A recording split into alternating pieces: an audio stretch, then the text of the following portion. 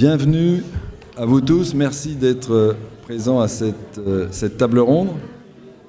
Donc notre sujet, les tendances, les risques et les stratégies en matière de sécurité pour 2020, d'un point de vue juridique et réglementaire. Alors, c'est un sujet qui peut être intéressant. En tout cas, on va tout faire pour vous le rendre intéressant. Donc, le sujet est vaste. Le sujet est complexe. Alors, on vous projette juste ce slide quelques secondes. On va l'enlever après pour se concentrer sur nos experts. C'est une situation complexe dans un paysage très large avec plusieurs couches. Et donc, on va aborder ça d'une manière pragmatique. Alors, en premier, je vais demander à nos experts de se présenter. Donc, Phaedra, en premier, si tu veux bien dire qui tu es et ce que tu fais. Oui, voilà. Vous m'entendez? Ok. Donc voilà, donc moi je suis Phaedra Clouner, je suis la directrice adjointe du Centre pour la cybersécurité Belgique. Et le Centre pour la cybersécurité Belgique, qu'est-ce que c'est? En gros, c'est l'Agence nationale de cybersécurité. On dépend directement du Premier ministre et on a pour tâche donc de protéger de diverses manières les infrastructures critiques, les entreprises, les autorités gouvernementales et d'une manière ou d'une autre aussi d'informer et de sensibiliser les citoyens. On intègre également le CERT national, donc, qui fait donc partie de notre équipe. Et on est aussi responsable, puisqu'on est effectivement dans un sujet tournant autour de tout ce qui est réglementation, de la transposition des directives européennes en matière de cybersécurité et de tout ce qui est proposition pour le cadre réglementaire belge en matière de cybersécurité. Ok, merci Phaedra. Peter, maintenant, si tu veux te présenter. Oui, Peter Gelen, donc je pense que la majorité m'a déjà vu ce matin. Donc en fait, je suis contractant indépendant, mais demi-temps de support que je pose, en fait, c'est exactement chez CCB, mais dans la partie administrative, disons qu'on est responsable aussi d'implémenter les standards, les ISO, et en fait aussi de déployer en fait les standards et des solutions pratiques, comme par exemple le risk management aussi pour les départements fédéraux. Et en fait aussi, pas nécessairement seulement les départements fédéraux, mais aussi les petites entreprises, les petits départements fédéraux comme parastatal à ce niveau-là. Donc il y a beaucoup de travail à faire à ce niveau-là pour synchroniser, pour parler aussi au niveau des activités de policy à ce niveau-là. Pour le reste, en fait, probablement vous avez vu aussi, en fait, je suis entraîneur PCB, donc je donne partiellement aussi des trainings, tout ce qui concerne au niveau de 27001 et accompagné. Donc risk management, incident management et aussi naturellement le DPO.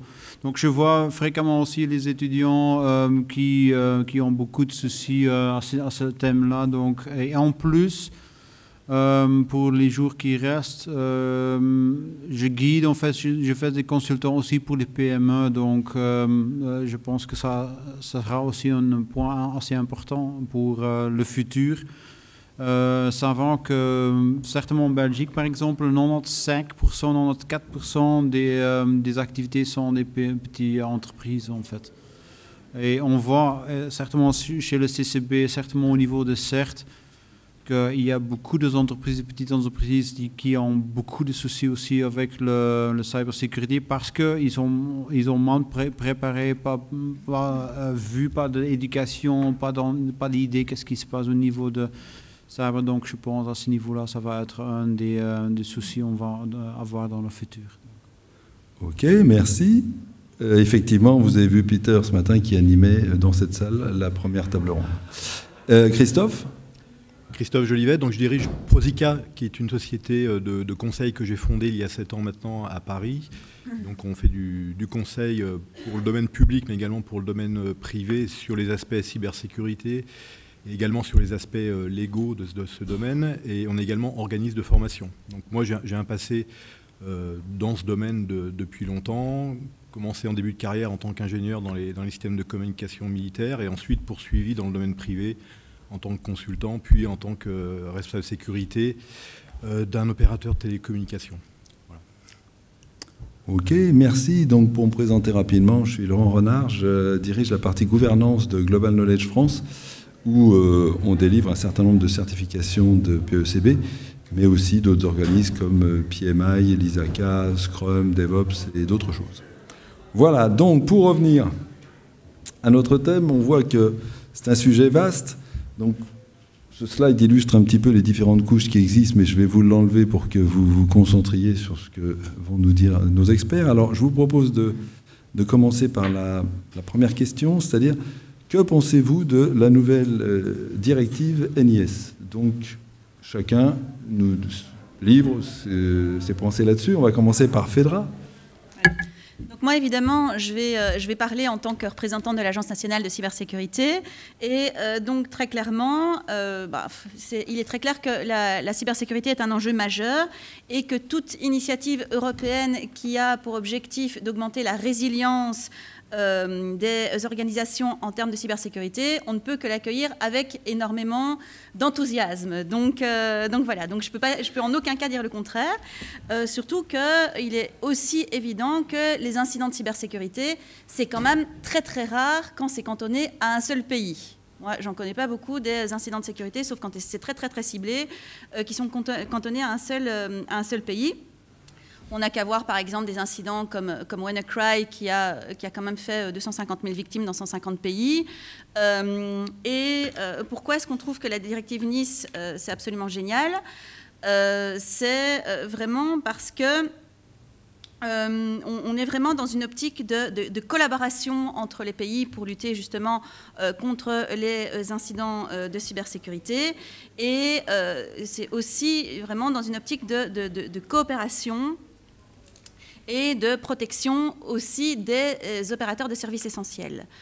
Les opérateurs de services essentiels, en fait, ce sont des organisations qui fournissent à la société donc un service qui est vraiment fondamental pour la société. Et si un de ces opérateurs de services essentiels tombe, l'impact au niveau national et européen peut être vraiment catastrophique, tant d'un point de vue sociétal que d'un point de vue économique. Donc, toute initiative qui va dans ce sens pour protéger ces opérateurs de services essentiels, nous, évidemment, on est plus que preneurs. En plus, la directive NIS introduit également des concepts tels que la gestion de risque, tels que des politiques de sécurité et ce genre de choses-là, choses qui ne sont pas toujours évidentes dans les organisations. Donc le fait effectivement d'introduire ce genre de concepts dans les organisations et a fortiori dans des organisations qui, si elles étaient attaquées, pourraient avoir vraiment représenter un impact très important sur la société, pour nous, c'est vraiment absolument fondamental, parce que sur la pratique, évidemment, on se rend compte que beaucoup de secteurs, beaucoup d'organisations n'ont pas cette culture du risque et n'ont pas non plus toujours conscience du risque et des dangers que peut représenter les attaques cyber. Je ne sais pas si vous êtes au courant des secteurs qui sont couverts par la directive NIS. Donc il y en a. Je viens de le rappeler. Oui, justement, peut-être ça peut être utile. Donc il y a l'énergie, il y a la santé, il y a la distribution d'eau potable, il y a le transport, il y a tout ce qui est secteur bancaire et marché financier, et tout ce qui est digital infrastructure aussi. Et alors, il y en a qui ont un statut un peu particulier, c'est tout ce qui est digital service provider. Et là, on a effectivement tout ce qui est online marketplace, tout ce qui est moteur de recherche en ligne et tout ce qui est fournisseur de cloud.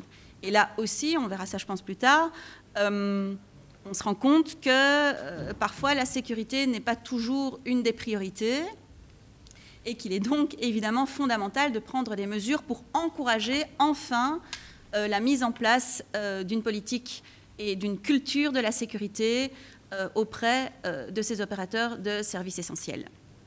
Ok, merci. Christophe ? Oui, alors effectivement, donc, directive NIS, pour apporter, je pense, une harmonisation au niveau européen, on peut, à mon avis, que saluer cette initiative.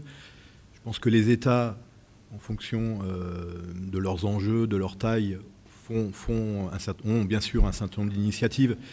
Ils n'ont pas attendu la directive, mais je pense que c'est vraiment important d'avoir une harmonisation au niveau européen. Donc, pour prendre le cas de la France, que je connais un petit peu mieux, effectivement, on avait des initiatives locales, par exemple sur tout ce qui est gestion des opérateurs d'importance vitale, qui rentrent dans ce cadre, évidemment. Mais ça reste des initiatives nationales. Donc on fait partie de l'Union européenne. et on est beaucoup plus fort économiquement, on est beaucoup plus fort également en termes de manière de gérer ce genre de risque qui de toute façon ne reste pas cantonné à un État comme ça vient d'être dit. Donc pour moi, individuellement, je suis effectivement, on peut être que pour ce genre d'initiative. Après, là où on peut avoir quelques interrogations, c'est une directive. Ça veut dire quoi? Ça veut dire que ça doit être transposé dans chaque État par des lois nationales. On peut retomber sur les problèmes qu'on a eus dans le cadre des données personnelles, où vous savez que la directive 95 a été de la même manière transposée dans chaque État. Et donc il peut y avoir des choses différentes qui sont faites dans chaque État. Donc là, c'est la première chose. La deuxième chose, effectivement, c'est que ça va vraiment dans le bon sens avec cette approche risque, qui se veut quand même être une approche, en théorie, intelligente de la sécurité. Parce qu'en sécurité, vous pouvez passer votre temps à cocher des cases, d'accord, donc un peu en mode conformité, il faut appliquer les 45 mesures, elles sont appliquées, pas appliquées. Bon, tout ça doit être quand même adapté à un contexte. On ne sécurise pas une banque comme on sécurise un opérateur satellite, etc. Donc on a bien des enjeux différents, des risques différents. Donc une manière aussi de mettre en place de la sécurité qui est différente. Et ça, la directive Nice le prend en compte, puisque comme ça vient d'être dit, elle a une notion de risque. Donc ça, c'est très important. Et la chose que je dirais également, les États veulent savoir également ce qui se passe. Il y a un besoin de transparence également en sécurité, pas forcément pour étaler ces incidents sur la place publique, mais c'est quand même important qu'il y ait plus de transparence là-dessus, entre États, vis-à-vis des États. Et donc dans la directive Nice, eh bien, on vous impose un certain nombre de choses, et pas seulement pour les opérateurs de services essentiels, mais également pour les fournisseurs de services numériques. Et ces fournisseurs de services numériques, ce n'est pas forcément des énormes entreprises, ça peut être des petites entreprises, notamment dans le domaine du cloud. Bon, on sait qu'on utilise beaucoup le cloud actuellement. En tant que client, on est également content de savoir que dans le cloud, il y a un certain nombre de mesures de sécurité, mais on est également content de savoir que quand il y a des incidents, il y a des notifications. Et donc la directive Nice impose des notifications vers les États. Donc quand on dit les États, ça va remonter à chaque agence nationale de sécurité de chaque État. Et donc tout ça va dans le bon sens. Après, il faut voir la manière dont c'est fait et éviter, je dirais, la complexité locale qu'on peut retrouver dans chaque loi locale. Donc vraiment une harmonisation. Bon, on en reparlera aussi avec le Cyber Act. Il y a un certain nombre de choses qui sont mises en place pour harmoniser justement. Donc ça, je pense que ça va dans le bon sens également. On a également dans cette directive Nice, et je terminerai ce point là-dessus, on impose également d'avoir une stratégie à chaque État. Et ça, pour moi, c'est important parce qu'il faut quand même avoir une vision en sécurité. Donc la sécurité, elle n'est pas hors sol. Dans une entreprise privée, elle doit s'adapter au business. On ne fait pas de sécurité sans le business, on ne va pas contre le business, ça n'existe pas dans une entreprise privée. Une société, elle est là pour faire du business, elle n'est pas là pour faire de la sécurité. Donc, par contre, il faut effectivement sécuriser les choses, mais en restant en ligne avec le business. Et donc, avoir une stratégie, je dirais, une vision sécurité, c'est une bonne chose. C'est une bonne chose pour les entreprises privées, c'est une bonne chose pour les États. Et donc, la directive Nice, là-dessus, est également assez claire, puisqu'elle impose légalement, puisque ça doit être transposé dans chaque État, d'avoir une stratégie formalisée, écrite, une vision sur ce domaine. Merci, Peter. Je pense que c'est utile en fait aussi de discuter un petit peu la situation belge parce que c'est assez particulier à ce niveau-là. Disons que le Nice a une directive, comme discuté avant. On devrait en fait implémenter les lois, les régulations nationales à ce niveau-là. Je ne sais pas que vous avez vu, mais ça a pris beaucoup de temps en fait pour la situation belge. Disons que là-bas, on a plusieurs gouvernements, plusieurs règlements. Et une situation particulière à ce niveau-là, c'est par exemple, comme expliqué aussi par Fedra, le CCB par exemple, qui a en fait le dessin de loi, n'est pas une organisation autoritative à ce niveau-là, comme par exemple l'ANSSI le fait en France. Donc on a dû pousser un petit peu gentiment à ce niveau-là, qu'est-ce qu'on peut faire. Une des choses, en fait, ça m'a étonné parce qu'en fait, j'ai joint en fait, CCB un peu plus tard que en fait, le dessin de loi a été fait. C'est qu'en fait, à niveau belge, on a intégré l'ISO 27001 intégralement dedans. En fait, comme dit ici, en fait, le but, en fait, c'est de motiver, en fait, d'avoir le caractère, le DNA de sécurité, en fait, dans l'entreprise. Donc, et on a pensé à ce niveau-là que C'est exactement le 27 ISO 27001 le fait. Et je pense que on est vraiment unique à ce niveau-là, que les Belges ont vraiment intégré les ISO comme tel en fait dans la loi. Et quand même, j'ai vu qu'au niveau de feedback des entreprises, ça a bousculé beaucoup à ce niveau-là, parce qu'on pensait, bon, on ne peut pas le faire, on ne peut pas utiliser les ISO, c'est trop lourd, c'est trop compliqué à faire. Mais en fait, le signal primaire, c'est la base de sécurité. Qu'est-ce qu'on peut référencer comme base de sécurité? Parce que, comme exactement Christophe a dit aussi, le ISO n'est pas le top de sécurité à ce niveau-là. Donc, à ce niveau-là, on a poussé vraiment, et ça a pris beaucoup de peine, en fait, de le faire. Donc, les Belges, en fait, dans la loi belge, en fait, référence vers le ISO 27001 ou analogue à ce niveau-là. Donc, on a quand même le choix de choisir, par exemple, le framework NIST ou quelque chose en fait, qui rassemble à ce niveau le 27001 à ce niveau-là. De l'autre côté, en fait, les obligations au niveau loi belge, c'est assez important, parce que dès qu'on est assigné à ce niveau-là comme infrastructure critique ou important public à ce niveau-là, on a à ce moment-là un counter qui compte et on a une année environ en fait d'implémenter. Et puis, trois mois plus tard, on devrait faire en fait un audit interne. Ça veut dire qu'à ce moment-là, on va évaluer en fait son propre environnement.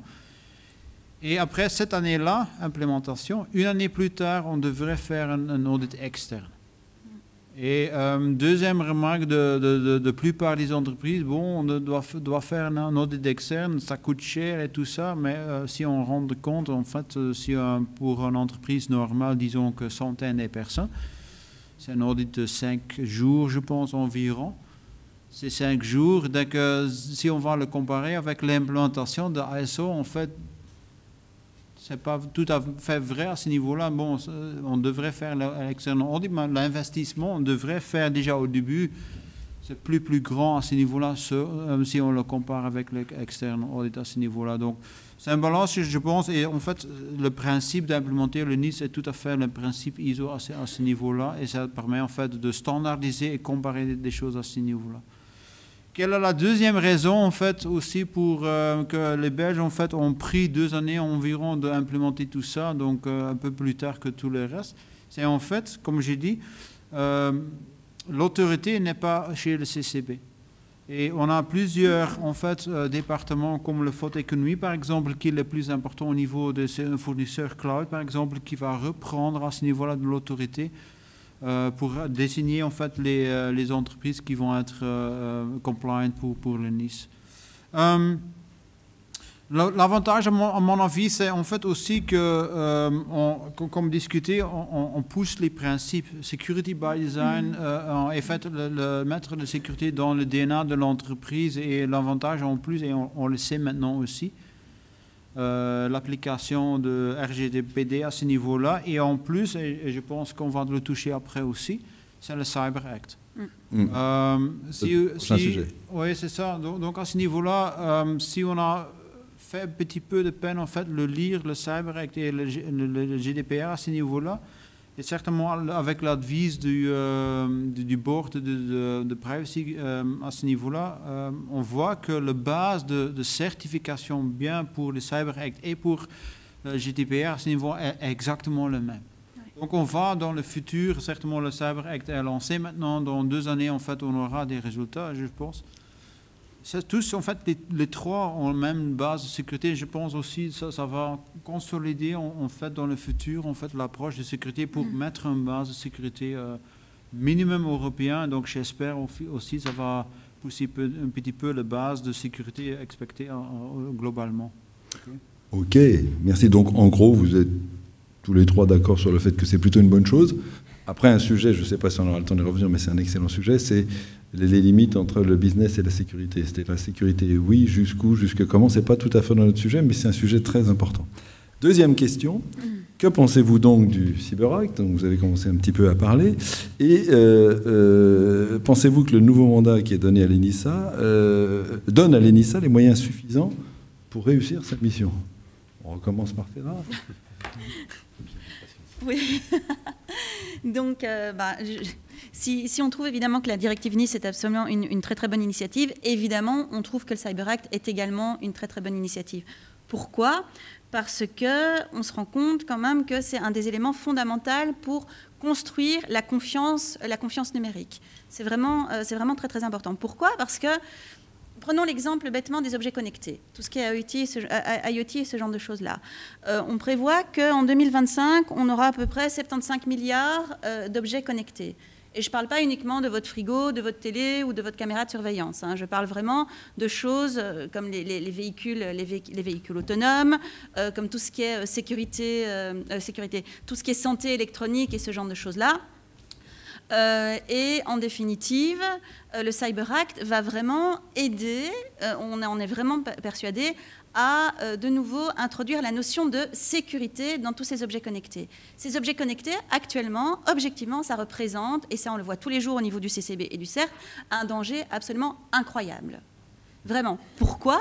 Parce que ces objets connectés, en définitive, vous les achetez sur un site, souvent à bas prix, et la plupart du temps, ces objets ne sont pas du tout sécurisés. Non seulement ils ne sont pas sécurisés, mais alors les utilisateurs, je pense par manque d'informations, ne changent pas non plus les mots de passe qui sont définis par défaut. Et tout ça, les cybercriminels le savent. Et qu'est-ce qu'ils font les cybercriminels ? Ils utilisent ces objets connectés pour lancer des attaques qui peuvent parfois être dramatiques. Des attaques DDoS, par exemple, c'était en 2016, je pense, il y a DIN, justement, qui est un fournisseur de cloud, on reviendra là-dessus, qui a été victime donc d'une attaque absolument incroyable. Et DIN, c'est quand même un fournisseur pour tout ce qui est, c'est Netflix, eBay, ce genre de choses-là, des très gros acteurs. Ils ont été mis à bas par une attaque DDoS et c'est par des objets connectés. Il y a l'exemple aussi du Liberia, c'est un exemple très, très, très comique aussi. En novembre 2016, l'Internet du Liberia a été mis à bas aussi par une attaque et c'était mené via des objets connectés. Donc pour nous, vraiment, ce Cyber Act va permettre de enfin apporter une confiance numérique, mais aussi enfin d'apporter une approche où la sécurité sera pensée vraiment dès le départ, avec justement la certification de produits ou de services informatiques. Et qui dit certification dit vérification par un organisme indépendant, suivant des schémas qui sont définis. Donc vérification de la sécurité de ces objets et est-ce que ces objets répondent bien donc à des normes de sécurité et peuvent être donc par conséquent utilisés au niveau européen. Donc pour nous, c'est absolument fondamental. Il y a aussi évidemment tout l'aspect économique qui sera peut-être approché par mes gentils collègues, donc je ne vais pas revenir là-dessus, mais d'un point de vue purement sécurité et de notre point de vue d'agence nationale, pour nous, c'est fondamental. Alors évidemment, je reviens sur l'ENISA, on continue avec... Je voulais faire juste un petit sondage, juste pour voir, sur les objets connectés, qui parmi vous, alors il n'y a pas de honte, ça reste entre nous, tout va bien, parmi vous a un objet type Alexa, une borne, si vous voulez bien répondre, c'est totalement anonyme, il n'y a pas de problème. Très peu, alors soit il y a des gens timides qui n'osent pas l'annoncer, soit vous êtes une population très sensibilisée à la cybersécurité, ce qui pourrait expliquer qu'il y en ait assez peu. Christophe ? Oui, alors effectivement, le Cyber Security Act, juste pour rappeler, pour mémoire, donc c'est un règlement, là pour le coup, il s'impose à tous les États. Il a été adopté en 2019 et donc les États ont maintenant 2 ans pour se mettre en conformité. Donc le premier volet concerne effectivement l'ENISA, qui est l'agence européenne de la sécurité. Et donc, je pense que là, c'est une bonne chose, effectivement, c'est que cette ENISA peut-être devienne aussi plus opérationnelle, c'est-à-dire qu'elle apporte plus en termes d'expertise, en termes de sécurité opérationnelle, ce qui effectivement jusque-là existe en fonction des agences nationales dans chaque État. Donc je pense que ça va dans le bon sens parce qu'on a de toute façon un manque d'expertise, donc ça veut dire aussi plus de budget pour l'ENISA, etc. Donc c'est plutôt une bonne chose. Après, la deuxième chose qui est vraiment très intéressante dans le Cyber Security Act, c'est l'aspect certification. Vous prenez un avion, il est homologué, avant de voler, vous vous ne posez pas la question. En informatique, c'est un peu plus compliqué. On a tout un tas d'initiatives. Effectivement, les critères communs existent depuis longtemps. Ils sont utilisés dans le monde, dans la carte à puce, par exemple. Pas forcément dans d'autres domaines. Il y a plusieurs raisons à ça. C'est que l'informatique évolue en permanence et est aussi connectée à beaucoup de choses. Ce qui fait que pour maintenir une homologation, c'est très compliqué. La moindre petite évolution peut faire que vous perdez l'homologation. Et donc, il y a ces aspects certification, soit de produits, soit de services, qui restent quand même très importants. Pourquoi ? Parce qu'on utilise de plus en plus de sous-traitants. Il n'y a pas une seule entreprise qui n'utilise pas du cloud actuellement, même si c'est pour une application de messagerie, de RH, de ce que vous voulez. Peut-être pas la partie sensible encore, mais encore ça arrive. Donc, la même question va se poser pour le client. Comment est-ce que j'évalue mon sous-traitant ? Est-ce que j'arrive avec mon canevas de questions en lui posant question numéro 1, est-ce que vous avez une politique de sécurité ? Le sous-traitant va répondre oui, mais on n'a toujours pas tellement avancé dans le niveau réel, si vous voulez, de sécurité. Donc la certification, ça va dans le bon sens. Le problème, c'est qu'actuellement, les certifications dans le monde du cloud, qu'est-ce qu'on va trouver ? On va trouver beaucoup d'initiatives américaines. Pourquoi ? Parce qu'ils ont quand même une grosse partie du marché. Dans le cloud public, AWS, c'est 50%, je crois, du marché. Suivi d'assez près par Microsoft. Donc on a déjà, avec ces deux acteurs, une grosse partie des services qui sont consommés et payés par des Européens. Donc vous avez ensuite un certain nombre de services, d'initiatives en termes de certification qui sont plus nationales dans les pays européens, comme par exemple en France le SecNum Cloud de l'ANSSI. Mais on voit bien que ça a des limites. Je veux dire, une certification nationale dans le monde du cloud, à part pour des clouds souverains qui vont rester dans le pays, bon, c'est pas forcément quelque chose qui va être très vendable, entre guillemets, sur des entreprises privées qui sont maintenant des multinationales avec des filiales partout, etc. Donc une initiative de certification européenne a un vrai sens. D'accord ? Elle a un vrai sens pour les clients et un vrai sens pour les sous-traitants. Parce que si vous êtes fournisseur de cloud et qu'il faut passer 27 certifications dans les 27 pays, vous comprenez bien que c'est quand même un petit peu compliqué. Donc il y a un mécanisme qui se lance. Le mécanisme en plus, de toute façon, globalement, est aussi encouragé dans le cadre du GDPR, puisque vous savez que quand vous lisez le règlement européen sur les données personnelles, l'Europe, et c'est marqué dans la loi, encourage les mécanismes de certification. Donc c'est bien d'encourager, mais il faut maintenant les mettre en place. Et donc il faut qu'il y ait un cadre européen, c'est indispensable. Et donc c'est tout le travail qui maintenant vient d'être lancé légalement, mais qui vient d'être lancé également par un groupe de travail qui se monte au niveau de l'Europe, et qu'on ait enfin des certifications qui valent le coup d'être passées d'un point de vue économique pour les fournisseurs et également qui soient intéressants pour les clients. Donc je pense que, en tout cas de mon point de vue, le point à suivre de près, après c'est comme tout au niveau Europe, il va falloir regarder la manière dont ça va se faire, le rythme avec lequel ça va se faire, mais en tout cas c'est très intéressant d'avoir ce cadre de certification. Peter ? Une des grandes différences pour le Cybersecurity et le Cyber Act, en fait, en comparaison avec le GDPR, c'est par exemple, le GDPR n'avait aucune préparation déjà au lancement de GDPR pour lancer la certification. Il y a un article dedans que certification est possible, mais il n'y avait aucun organisme. Et pour le moment, je pense qu'on a lancé fin d'année passée, en fait, un petit article que la certification sera là, mais à ce moment-là, même au niveau de RGPD, à ce niveau-là, on n'a rien. Il n'y a pas une certification data protection à ce niveau-là. Et à ce niveau-là, le Cyber Act a forcément un avantage assez important parce qu'on avait déjà en fait des organismes on avait déjà avec des accords entre les différents pays comme l'ANSSI, les Allemands, les Néerlandais à ce niveau-là. Donc on a SOGIS MRA par exemple, donc c'est en fait un programme de mutual recognition. Ça veut dire que si un organisme par exemple reconnu par l'ANSSI pouvait en fait offrir déjà des services à ce niveau-là dans les autres pays. Donc à ce niveau-là, le Cyber Act heureusement a déjà fait des progrès assez importants. Naturellement, n'oublie pas que toutes ces discussions-là reviennent dans la situation politique, donc l'importance entre l'Allemagne, France, Néerlandais certainement à ce niveau-là, et les Anglais naturellement en fait qui vont sortir, je pense, quand c'est ça, pas encore décidé. Mais c'est une situation assez importante qu'on n'arrive pas, par exemple, à discuter pour le moment au niveau de GDPR. Donc. Okay. N'oublie pas aussi que, en fait, c'est déjà aussi mentionné aussi dans le Cyber Act, il mentionne 3 niveaux de sécurité. Tout ça, c'est important aussi de savoir.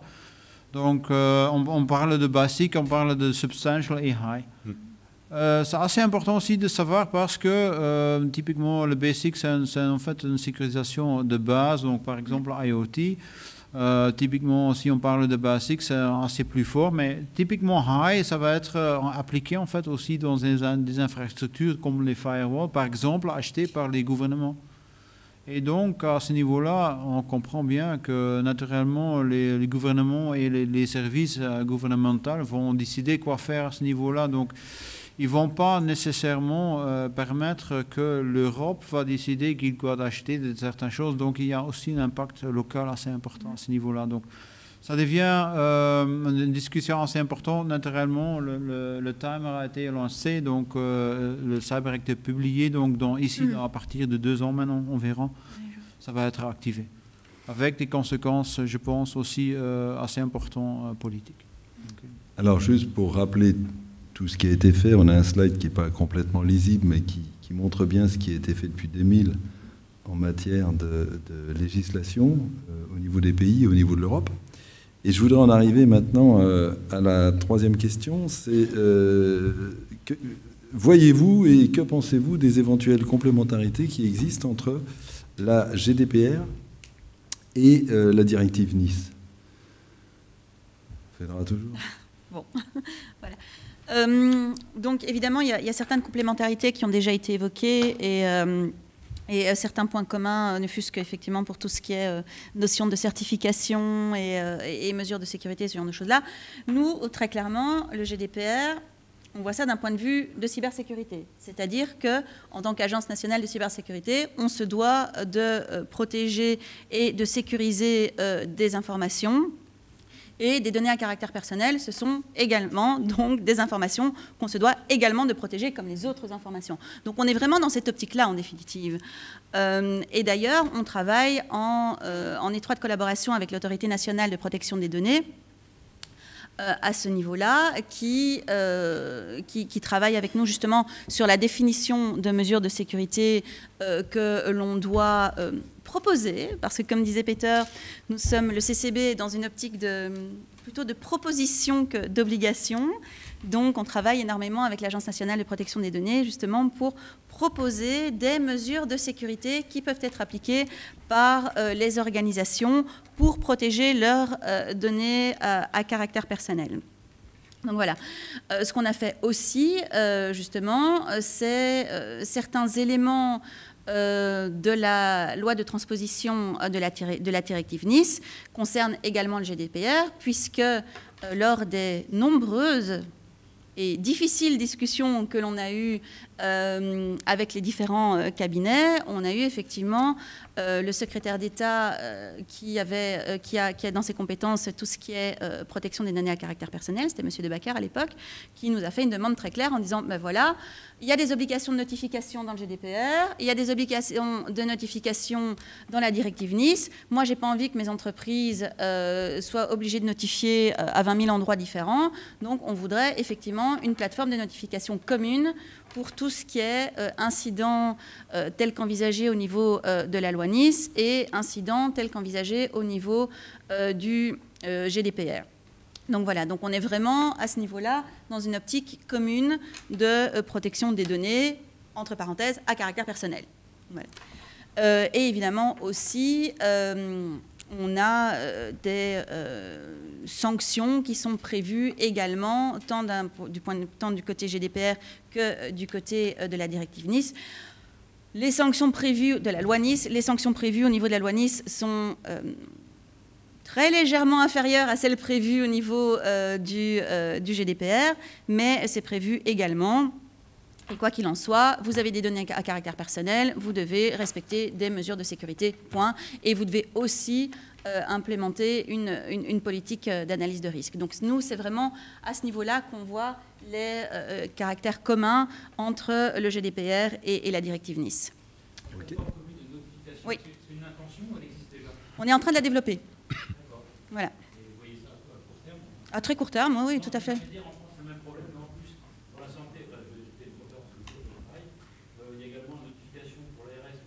Ouais. Donc là, il y a 3 services différents.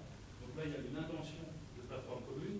Sauf que 3 services différents, la CNIL fait comprendre que ça prendrait... Ah non, non, nous, dès le départ, on a envisagé en fait la plateforme commune. Sachant évidemment que pour les opérateurs de services essentiels.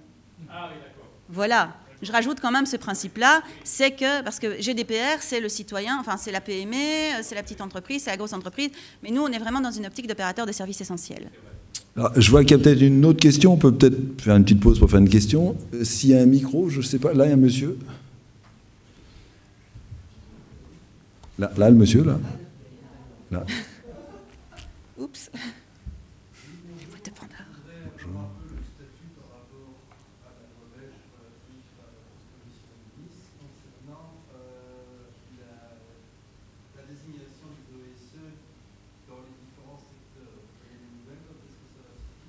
On a tout à fait des nouvelles, on est très très au courant. Donc, comme on disait, on a pris un léger retard sur la transposition de la directive et normalement les opérateurs des services essentiels étaient censés être identifiés pour le mois de mai et en définitive, la Commission européenne a donc accepté le fait qu'on puisse les identifier pour le mois de novembre. Donc actuellement, on est en cours d'identification des opérateurs de services essentiels. Et ça arrive. Et sachant aussi, oui, ça c'est important aussi, qu'a priori, si vous êtes infrastructure critique, vous êtes d'office opérateur de services essentiels, sauf évidemment pour les télécoms, puisque télécom n'est pas repris au niveau de la directive Nice. Donc on a déjà une pré-liste, mais pour la Commission européenne, ce n'était pas encore tout à fait suffisant. Donc on étoffe. Oui.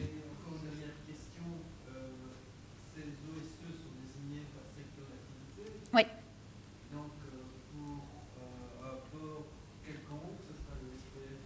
C'est mobilité. Ouais. C'est les autorités sectorielles en fait qui font une proposition de liste des opérateurs de services essentiels qu'ils envoient au CCB et au centre de crise pour approbation. Ok. Christophe, peut-être? Oui, alors il y aura 10 minutes pour les questions à la fin, mais allez-y. Mais si elle n'est pas très longue, allez-y.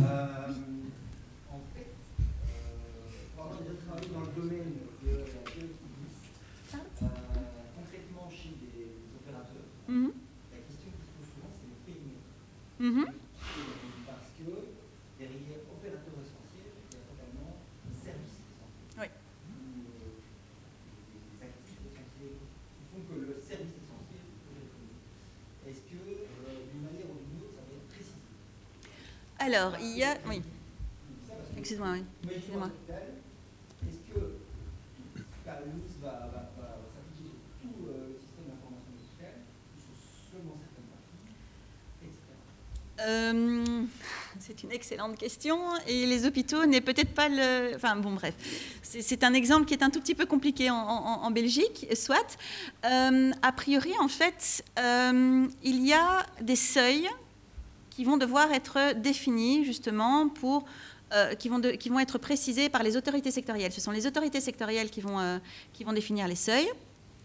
Et en fonction de ces seuils, on verra effectivement si, en termes de géographie, de nombre de victimes, enfin ce genre de choses-là, donc il y a tout un tas de critères qui sont pris en compte. Et en fonction de ces seuils, alors on définira si effectivement c'est un service essentiel ou pas un service essentiel. Sachant que pour le moment, tant que ces seuils ne sont pas définis, tout ce qui, d'une manière ou d'une autre, dépend donc des réseaux et des systèmes informatiques et et qui fournit donc un service qui peut avoir un impact au niveau sociétal ou économique, je veux dire, est considéré comme opérateur de services essentiels. Mais c'est vraiment les autorités sectorielles en fait qui vont devoir faire le travail de définition des opérateurs de services essentiels en fonction de seuils qu'ils définissent eux-mêmes. Ok. Et tous ces seuils ne sont pas encore tout à fait définis. Dans une institution en elle-même, Ouais. si on prend la technologie Ouais. au sens large, on a la technologie électrique classique, pas forcément liée, Ouais. on a tout ce qui est opérationnel technologie, qui peut être utilisé par exemple le SCADA, Oui. dans un hôpital, on va avoir des devices médicaux. Ouais. Voilà, c'est important que l'organisation sache exactement sur quoi va porter le scope de ces futurs systèmes de management d'insectes humains, parce que le Ouais. c'est pas mettre en place, donc vraiment, pour le scope. Mais le scope, si j'ai bien compris, le scope sera défini par le seuil, puisque c'est une approche de gestion de risque. Et donc... les autorités sectorielles qui définissent, en définitive, si c'est un service essentiel ou pas. C'est pas nous qui pouvons définir si c'est un service essentiel ou pas.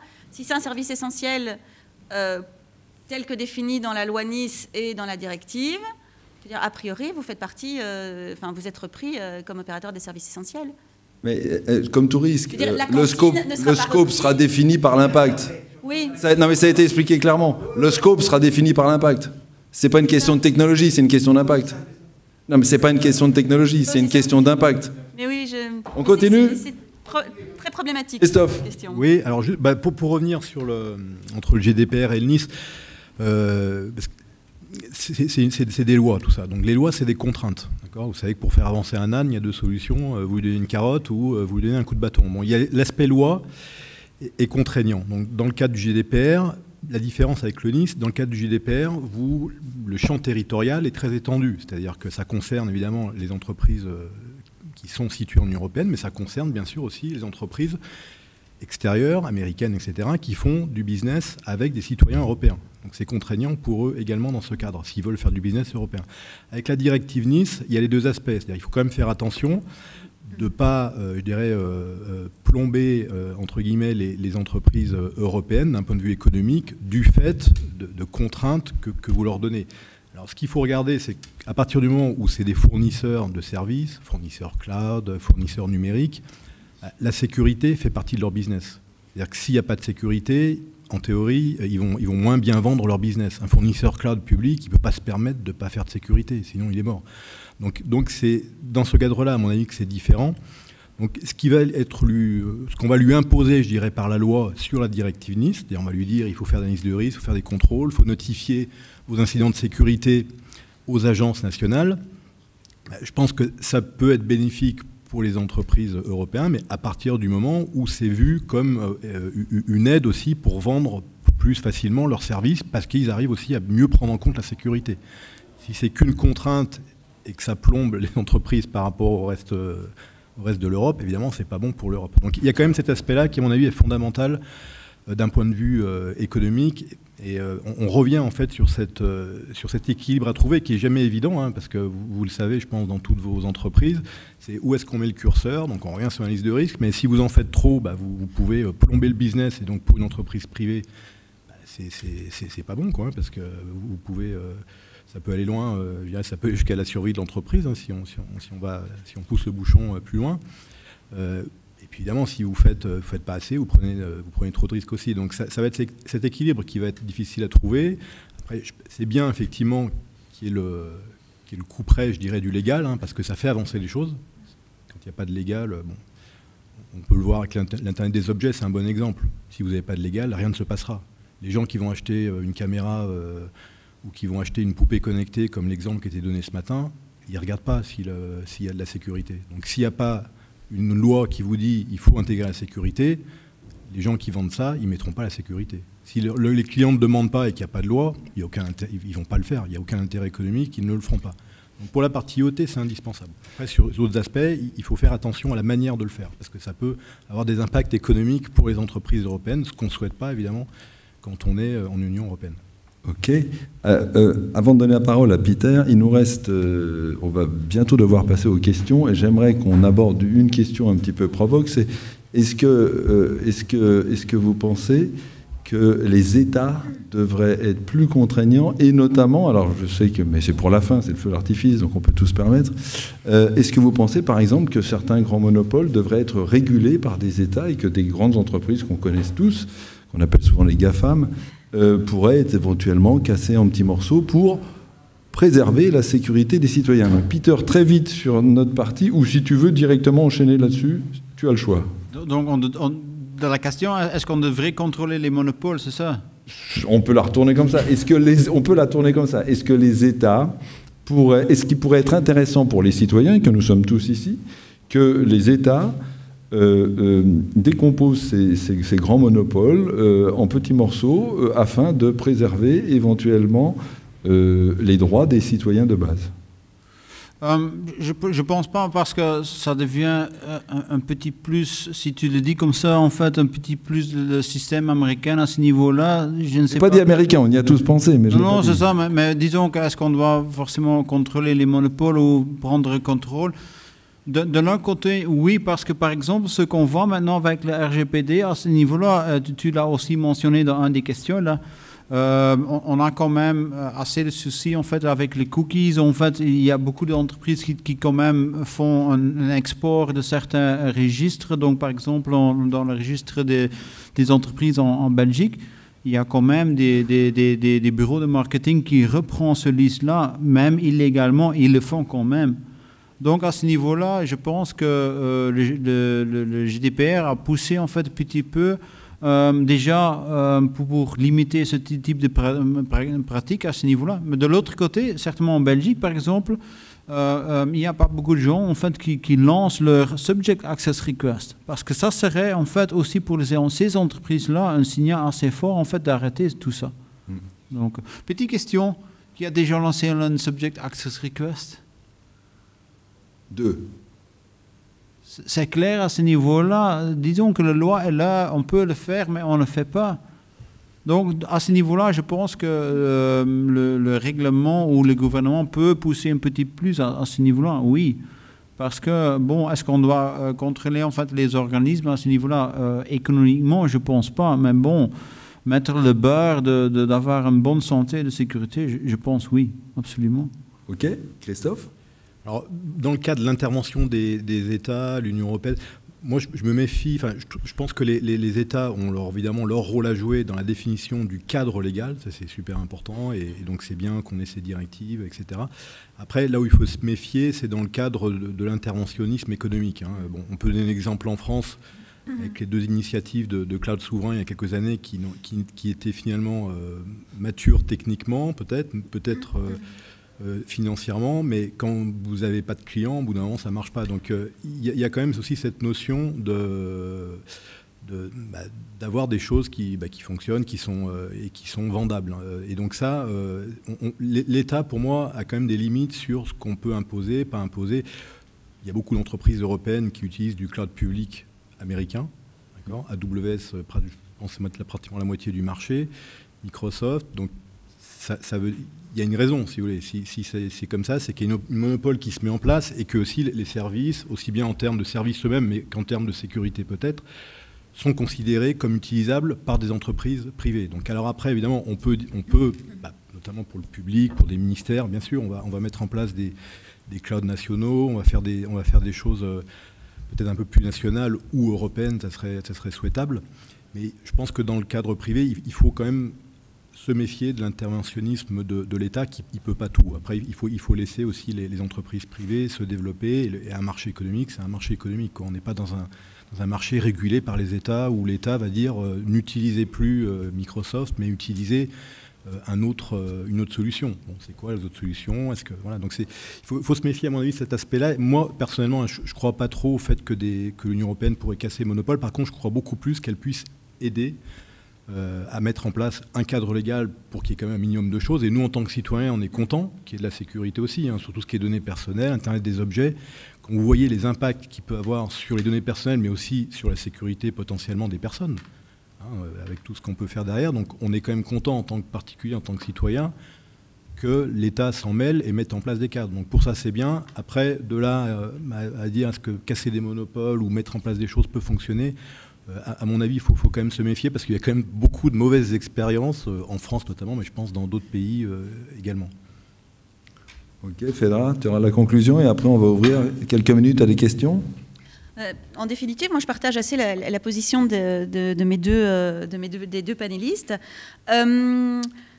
Évidemment, je pense qu'il faut un équilibre, donc, comme on disait, pas trop contraindre, mais contraindre un tout petit peu quand même. Et évidemment, de nouveau, moi je vois ça avec via le spectre d'Agence nationale de cybersécurité. Je pense qu'il faut d'une manière ou d'une autre que les États prennent certaines mesures, certaines contraintes pour imposer un certain niveau de sécurité au niveau de fournisseurs. Et évidemment, on revient de nouveau avec tout ce qui est opérateur de services essentiels.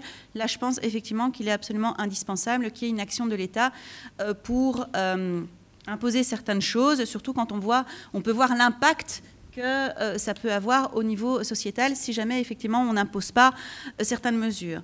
Je ne suis pas contre non plus aussi qu'on impose certaines mesures par rapport à certains acteurs que nous ne citerons pas pour justement tout ce qui est protection de la vie privée. Je veux dire, il y a vraiment certains de ces acteurs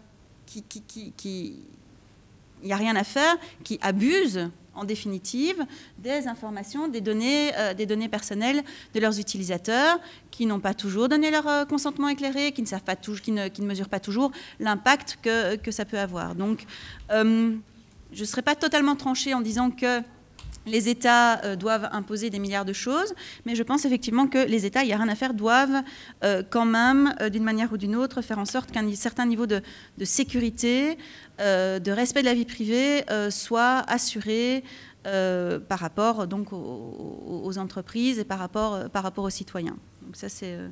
Alors, si vous voulez, on va prendre quelques questions. Je voudrais qu'on puisse s'assurer que le micro est bien ouvert, parce que j'avais l'impression qu'il n'était pas ouvert tout à l'heure, le micro. S'il y a une personne qui peut l'amener au monsieur qui a la cravate orange, qui avait demandé, je crois. Bon.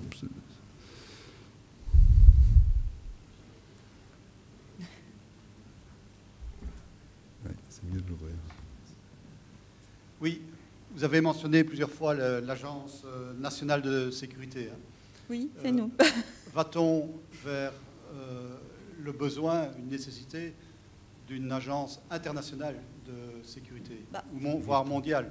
Je pense aux services satellites, par exemple. C'est un impact, c'est un opérateur qui devient essentiel à l'échelle planétaire. Donc, si,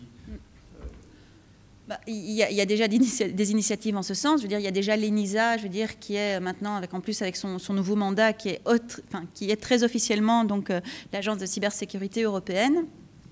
Et je pense effectivement que ça a du sens.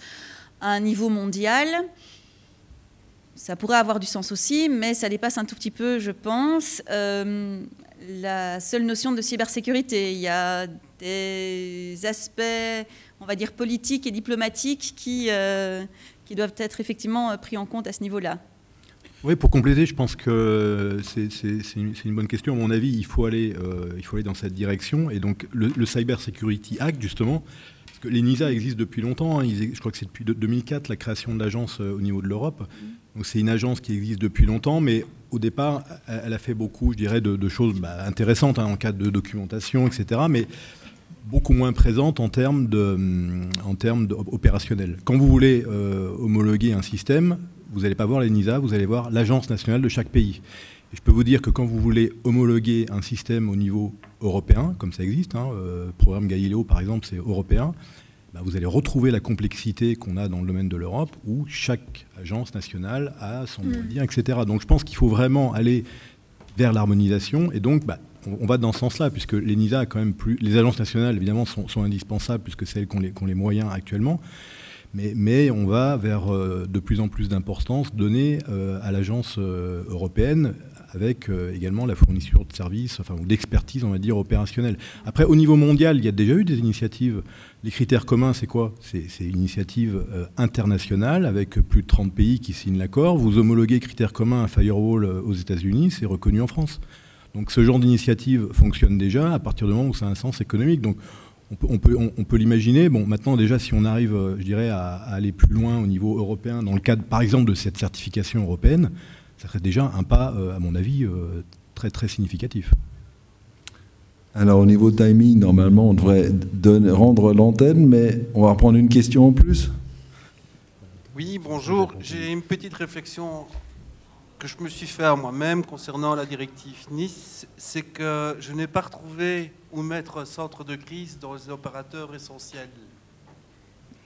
Qui vous n'avez pas retrouvé le centre de crise? Oui, je me suis dit, est-ce que je mettrais des centres de crise dans les opérateurs essentiels? Dans le sens que pour moi, c'est quand même logique d'avoir ce genre de choses. Mais je ne l'ai pas vu au niveau de la directive Nice. Eh bien, parce qu'il n'y est pas. Ah bah oui, je le sais bien. Donc en fait, ce qui s'est passé, mais je parle de nouveau au niveau belge, disons que déjà la bonne nouvelle, c'est qu'au niveau de la loi Nice, on a laissé la porte ouverte à l'identification de secteurs supplémentaires. Donc ça, c'est déjà la bonne nouvelle. Et il faut bien avouer que lorsqu'on a eu toutes nos discussions avec nos innombrables discussions très agréables et très drôles avec les différents cabinets, on avait proposé d'intégrer certains opérateurs essentiels, certains services gouvernementaux dans les opérateurs de services essentiels et dans les secteurs. La réponse n'a pas été non. La réponse a été « on verra plus tard ». Ça veut dire non, ça. Mais non, ça veut dire « on verra plus tard ». Voilà.